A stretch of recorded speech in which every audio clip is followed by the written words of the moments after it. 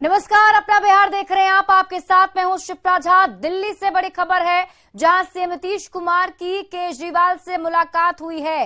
विपक्षी एकता को लेकर ये मुलाकात हुई है।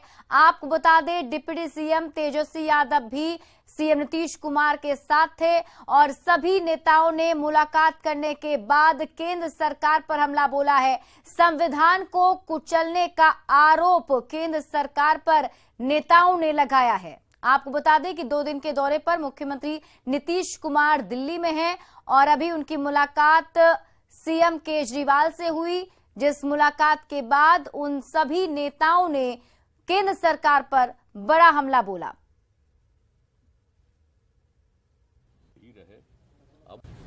अब आप जरा संविधान को देख लीजिए, क्या अधिकार है। जब गवर्नमेंट बनाई जाती है, इलेक्टेड सरकार बनती है, तो उनको जो अधिकार दिया गया है उसको कैसे आप हटा सकते हैं? ऐसा तो कुछ नहीं है। लेकिन अब किस तरह से हो रहा है, इसलिए तो हम लोग कह रहे हैं कि सारे देश में सब लोग एकजुट हों, ताकि ये लोग संविधान का भी और किसी भी चीज का अपने ढंग से जो इधर से उधर कर रहे हैं और किस तरह का माहौल बन रहा है।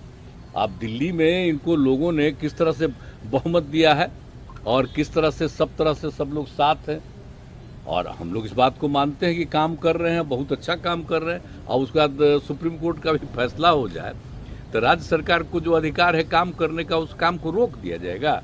नीतीश जी आज आए थे और उनसे काफ़ी डिटेल में चर्चा हुई। उन्होंने पूरी तरह से समर्थन जाहिर किया कि ये वो हमारे साथ हैं, दिल्ली के लोगों के साथ हैं, और दिल्ली के साथ जो अन्याय किया है केंद्र सरकार ने, उन्होंने कहा कि इसका मिलके लड़ेंगे।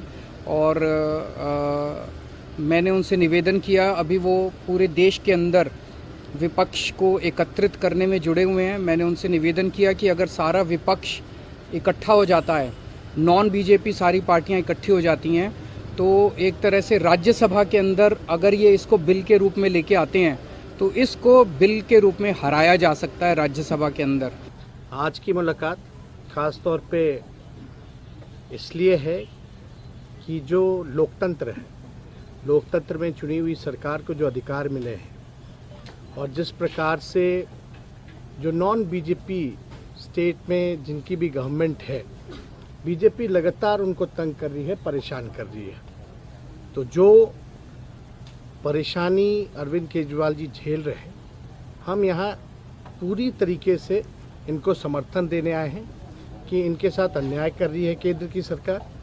और जब सुप्रीम कोर्ट का जजमेंट आ गया तो सारी चीजें स्पष्ट हो गई, तो कुछ कहने वाली कोई बात ही नहीं है। सीएम नीतीश कुमार की विपक्षी एकता की कोशिश पर बीजेपी ने सवाल उठाए हैं, तो महागठबंधन ने कहा है कि एकजुट विपक्ष बीजेपी को परास्त करेगा। आज के राजनीतिक हालात में देश में सिर्फ 2 फ्रंट हैं। एक फ्रंट वो है जो कि सरकार के साथ है, जो भाजपा और आरएसएस और इन लोगों के साथ खड़ा है। दूसरा फ्रंट ये है जो कांग्रेस के साथ खड़ा है, जो सरकार की नीतियों के, सरकार की नीयत के विरोध में है। और कोई भी ऐसा फ्रंट जो कि सरकार के खिलाफ है, उसको कांग्रेस के साथ के ही फ्रंट में रहना है। यही मेन फ्रंट है। कल कर्नाटका में सिद्धारमैया सरकार के शपथ ग्रहण समारोह का दृश्य ये बता रहा था कि 2024 में भाजपा मुक्त भारत बनेगा। आगे आगे देखिए होता है क्या। अभी कुछ जो नेता नहीं आ पाए किन्हीं कारणों से, इसका मतलब ये नहीं है कि वो बीजेपी के साथ हैं।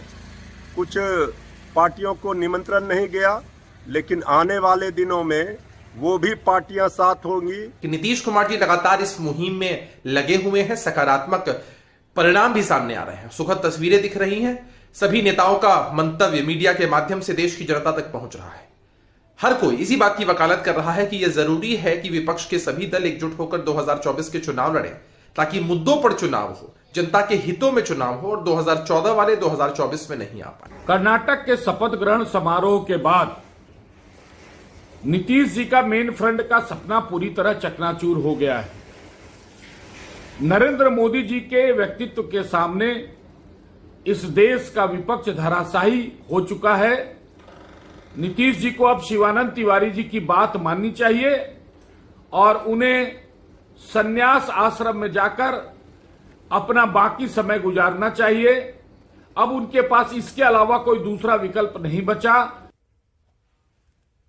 और विपक्षी एकता की कोशिशों में जुटी कांग्रेस को कर्नाटक चुनाव संजीवनी लेकर आई है। कर्नाटक में कांग्रेस की बड़ी जीत से विपक्ष एकाएक उत्साहित हो गया है, लेकिन बेंगलुरु पहुंचते पहुंचते सब कुछ बिखरता बिखरता सा नजर आया। कर्नाटक में सिद्धारमैया के मुख्यमंत्री पद के शपथ ग्रहण समारोह को विपक्षी एकजुटता की मिसाल बनाने की कोशिश की गई। मुख्यमंत्री नीतीश कुमार से लेकर तमाम दिग्गज बेंगलुरु के मंच पर साथ दिखे। समारोह में Nitish Kumar, MK Stalin, Tejashwi Yadav, Mehbooba Mufti, Farooq Abdullah, D राजा, दीपांकर भट्टाचार्य, अशोक गहलोत, भूपेश बघेल, सुखविंदर सिंह सुक्खू मंच पर एक साथ दिखे।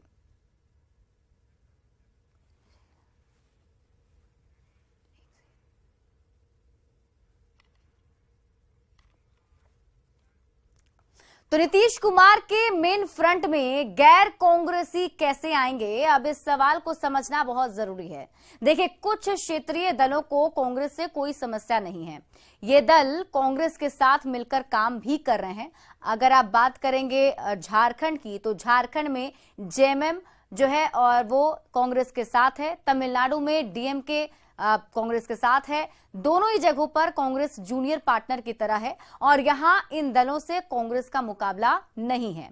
महाराष्ट्र में एनसीपी और शिवसेना यूबीटी ऐसी ही पार्टियां हैं।